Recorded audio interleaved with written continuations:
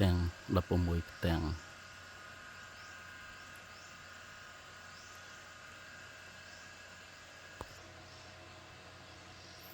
ពេញក្តៅមែនតើម៉ោង12ជាងលើតបូល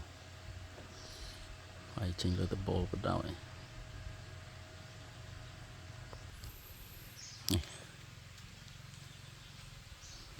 đến 10ទាំងល្មម10សេះហើយណាបិទមួយវ៉ានទៀតណាទៅបើកមួយវ៉ានថ្មីស្រោចម្ដងបានច្រើនដែរចូលទៅវាស៊ីសងលើថ្ងៃឯងបើសិនថ្ងៃខ្លាំងអញ្ចឹងយើងអាចដាក់បានមួយវ៉ានវាចូលបានដែរ50ដើម60ដើមតាមជាស្ដែងហ្នឹងបែកវីដេអូនេះបើកមកប្លុកឯងបើកដោយសារបើកខាងនោះដែរខាងនោះឲ្យក្រោមបើកច្រើនចឹងវាចង់បើកទៅនេះគេបានដែរ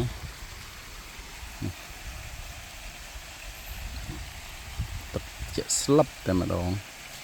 បែកវីដេអូមួយបាក់តោះហូរ